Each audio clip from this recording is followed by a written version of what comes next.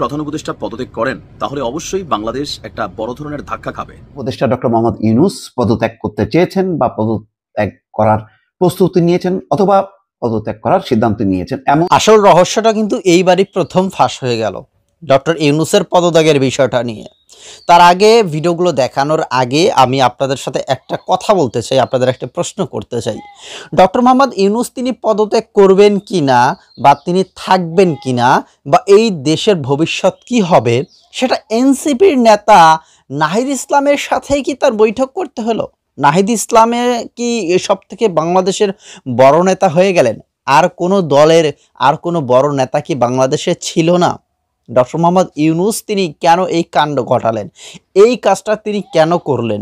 আরও তো বড় বড় নেতাকর্মী ছিল, এই কথাও বলছিলেন মুস্তফা কামাল। তিনি আশা করছি যে আপনারা মুস্তফা ফিরোজ তিনি এই বিষয়টা নিয়ে খুব সুন্দরভাবে আলোচনা করেছেন। যাই হোক, দুইটা ভিডিও চিত্র আমি আপনাদের সাথে শেয়ার করবো। আশা করছি পুরো ভিডিও জুড়ে আমাদের সাথে থাকবেন এবং যুক্তি সহকারে কমেন্টে মতামত লিখবেন। গতকালকে থেকে সারা বাংলাদেশে আলোচিত ঘটনা হচ্ছে আমাদের প্রধান উপদেষ্টা ডক্টর মোহাম্মদ ইউনূসের পদত্যাগ। যদি এই মুহূর্তে প্রধান উপদেষ্টা পদত্যাগ করেন তাহলে অবশ্যই বাংলাদেশ একটা বড় ধরনের ধাক্কা খাবে। এখানে বেশ কিছু দেশি বিদেশি ইস্যুগুলো কাজ করবে, বিশেষ করে ভারত একটা বড় ধরনের ভূমিকা এখানে নিতে চাইবে। আর নিষিদ্ধ ঘোষণা করা বাংলাদেশ আওয়ামী লীগ তারাও কিন্তু এই পরিস্থিতিকে কাজে লাগাবে। এটার নামই হচ্ছে রাজনীতি। আর এই পদত্যাগের ফলে সবচেয়ে বেশি ক্ষতিগ্রস্ত হবে বাংলাদেশ এনসিপি, জাতীয় নাগরিক পার্টি হিসেবে যারা নিজেদের এই দলটিকে তৈরি করেছেন এনসিপি, এবং এই কয়েকজন সমন্বয়ক, তাদের প্রথম সারির বেশ কিছু নেতাকর্মীরাও মানে দেশের মধ্যে কোন পরিস্থিতিতে পড়বে বুঝতেই পারছেন। আর যার কারণে অনেকটা ভয় পেয়ে গেছেন এনসিপি সহ অন্যান্য যারা ডক্টর ইউনূসের একদম প্রধান সারির যারা পৃষ্ঠপোষক আছেন অথবা তাকে যারা নিয়োগ দিয়েছেন। গতকালকে নাহিদের মুখ থেকে আমরা যখন প্রথম শুনতে পেলাম যে ডক্টর ইউনূস পদত্যাগ করবেন, এরপরেই বিষয়টা নিয়ে আপনার ডালপালা মেলে নানান কারণ। কিন্তু ফাইনালি আসলে কেন ডক্টর মোহাম্মদ ইউনূস তিনি পদত্যাগ করতে চান বা চিন্তা ভাবনা করছেন, সেই কারণটি বের হয়ে এসেছে খোদ তার মুখ থেকে। চলুন দেখি আমরা যে তিনি কি বক্তব্য দিয়েছেন। উপদেষ্টাদের জরুরি একটা বৈঠক হয়েছে বেলা 11টায় তেজগাঁওয়ে প্রধান উপদেষ্টার কার্যালয়ে উপদেষ্টা পরিষদের নির্ধারিত বৈঠকে ডক্টর ইউনূসের পদত্যাগের প্রসঙ্গ উঠে আসে। প্রথমে 1 ঘন্টা নিয়মিত উপদেষ্টা পরিষদের নির্ধারিত বৈঠক হয়, এরপর সচিবরা বেরিয়ে যান। উপদেষ্টাদের নিয়ে প্রায় 4 ঘন্টা অনির্ধারিত একটা বৈঠক তিনি সেখানে করেন। আলোচনার মূল বিষয়গুলো যেগুলো ছিল যে উপদেষ্টা পরিষদের এই বৈঠকে হতাশা ব্যক্ত করে ডক্টর ইউনূস বলছেন গণঅভ্যুত্থানের পর শিক্ষার্থী এবং রাজনৈতিক দলের অনুরোধে তিনি দায়িত্ব নিয়েছেন। দলগুলোর সহায়তার প্রতিশ্রুতি দিয়েছিল, কথা দিয়েছিল আগে সংস্কার পরে নির্বাচন, কিন্তু এখন অস্থিরতা তৈরি করছে, মানুষের আশা পূরণ করতে দিচ্ছে না, জনদুর্ভোগ তৈরি করছে, যে কোনো ইস্যুতেই রাস্তা অবরোধ করছে। দুজন উপদেষ্টা জানান, প্রধান উপদেষ্টা বলছেন রাজনৈতিক দল সহ কেউ সরকারকে প্রতিশ্রুত সহযোগিতা করছে না, এভাবে দায়িত্ব পালন করা সম্ভব না। নির্বাচন নিয়ে চাপ তৈরি করা হয়েছে, বিদ্যমান পরিস্থিতিতে সুষ্ঠু নির্বাচনের সম্ভাবনা ক্ষীণ, মানে একদম অল্প। নিয়ন্ত্রিত নির্বাচন হবে, এর দায় তিনি নিতে চান না। তার বক্তব্য হচ্ছেন যে তিনি বলছেন যে ডিসেম্বর থেকে জুনের মধ্যে নির্বাচন হবে, এটা তিনি বারবার বলেছেন। জুনের পর একদিনও থাকবেন না, কিন্তু কোথাও যেন একটা অবিশ্বাস রয়ে গেছে। আর বিতর্কিত নির্বাচন হলে তার যে আন্তর্জাতিক ভাবমূর্তি নোবেল জয়ী হিসাবে সেইটা ক্ষুণ্ণ হবে, আর এই দায় তিনি নিতে চান না। এখানে বেশ কিছু জিনিস তিনি সামনে এনেছেন, আগে সংস্কার পরে নির্বাচন, কিন্তু বিএনপি বলছে সংস্কার কতটুকু। ডক্টর ইউনূস বলছেন ছোট প্যাকেজ বড় প্যাকেজ, ছোট প্যাকেজে কি আছে বড় প্যাকেজে কি আছে এটাও তিনি স্পষ্ট করেননি, যেটা নিয়ে বিএনপির ধোঁয়াশা তৈরি হয়েছে। অথবা নির্বাচন ইস্যুটা আগামী জুনে বর্ষাকাল থাকবে, সেই সময় নির্বাচন আদৌ সম্ভব হবে কিনা, অথবা সুস্পষ্ট নির্বাচনী রোডম্যাপ ডক্টর ইউনূসের কাছে যখন তারা দাবি করেছে তিনি সেইটাও দেননি, বিএনপির দাবি। অপরদিকে মেয়র ইশরাকের এই পদ নিয়ে রাজনৈতিকভাবে বিষয়টা যখন আদালত বনাম ইশরাক হওয়ার কথা, সেখানে সরকারের উপদেষ্টা আসিফ, তাদের রাজনৈতিক দল এনসিপি এটাকে নিয়ে যেভাবে ধরেন পানি ঘোলা করছে, তো সেই জায়গাতেও এই সরকারের অধীনে জাতীয় নির্বাচন কতটা সুষ্ঠু হবে এই প্রশ্ন কিন্তু তুলে ফেলেছে বিএনপি। যে একটা মেয়র পদ যেটা আদালত থেকে স্বীকৃত, সেইটার স্বীকৃতি দিতেই যদি এত কিছু হয়, তাহলে পরবর্তী সময় কি ঘটবে? অপরদিকে আন্দোলনের মাধ্যমে গড়ে ওঠা এই সরকারের সময় সবাই ভাবছে যে রাজপথ অবরোধ না করলে কোনো ফল পাওয়া যায় না।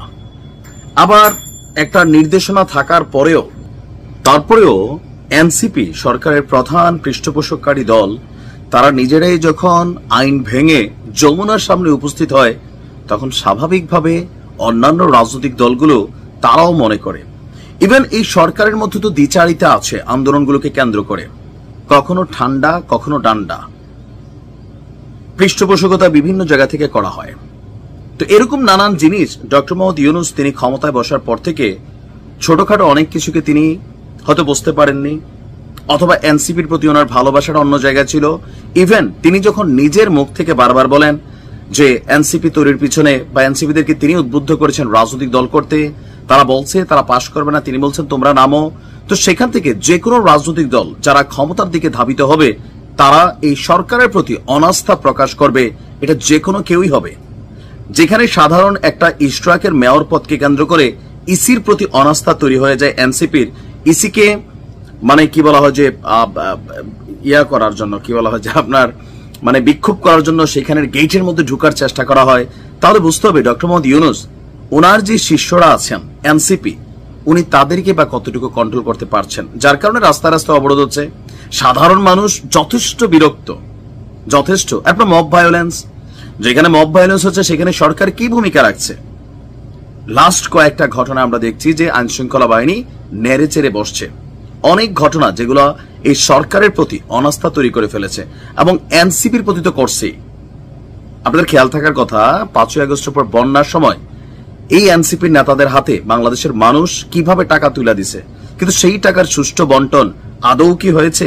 আমি তো কুমিল্লার ছেলে, আমার এলাকায় এনসিপির কি মাল গেছে ভাই? রাস্তাটাই ঠিক হয় নাই, হাঁটু সমান গর্ত। কি করছেন? বিএনপি বলছে আপনি সংস্কার করছেন, কিন্তু কিসের সংস্কার করছেন, কি সংস্কার করছেন, কোনোটাই দৃশ্যমান নয়।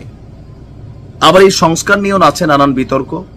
তো সবকিছু মিলিয়ে ডক্টর মোহাম্মদ ইউনূস নিজেও অনেক কিছুর জন্য দায়ী, আবার এনসিপি অনেক কিছুর জন্য দায়ী, বিএনপিও অনেক কিছুর জন্য দায়ী।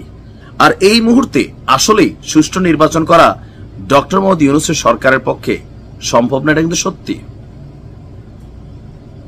বিতর্কিত হবে, যেখানে তিনি বলছেন সারা পৃথিবী তাকাই থাকবে তিনি একটা নির্বাচন দিবেন, এরকম নানান টেনশন, স্ট্রেস।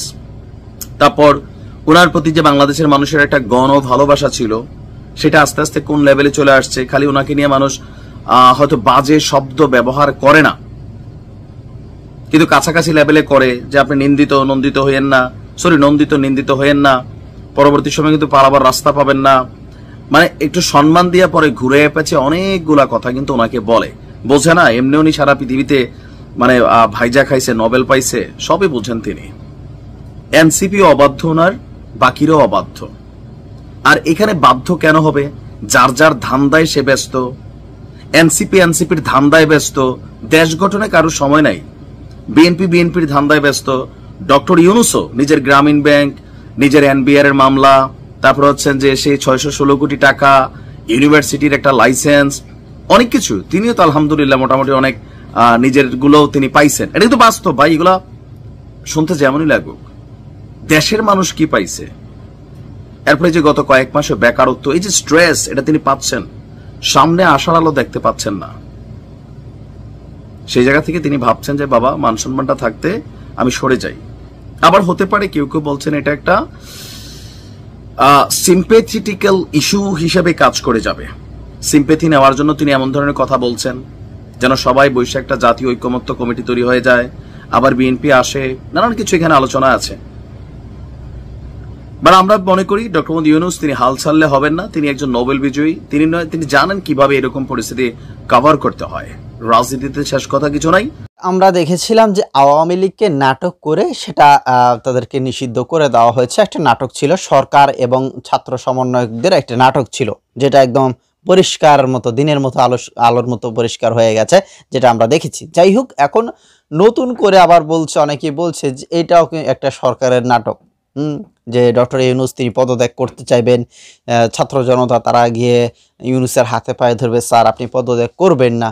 আমার মনে হয় কি, ডক্টর মোহাম্মদ ইউনূস তিনি থাকবেন কিনা সেটা তার নিজের একান্তগত সিদ্ধান্ত নেওয়া উচিত। আর না হলে প্রত্যেকটা দলেরই বড় নেতাদেরকে ডেকে নিয়ে এটা মিটিং করে তার সিদ্ধান্ত নেওয়া উচিত। সেখানে সকলেই থাকবে, সকলের সমন্বয়ে তিনি সিদ্ধান্ত নেবেন। এবং হ্যাঁ, তিনি যদি চলেই যেতে চান, অবশ্যই বাংলাদেশে একটা নির্বাচন দিয়ে তাকে চলে যেতে হবে। কারণ বাংলাদেশকে এই মাঝখানে রেখে তিনি ফেলে চলে যাবেন, সেটা দিতে হওয়া যাবে না। কারণ মাঝখানে এসে, মধ্য নদীতে এসে তরির ডুবালে হবে না, তাকে শেষ করতে হবে। অবশ্যই একটা নির্বাচনের মাধ্যমে তাকে চলে যেতে হবে।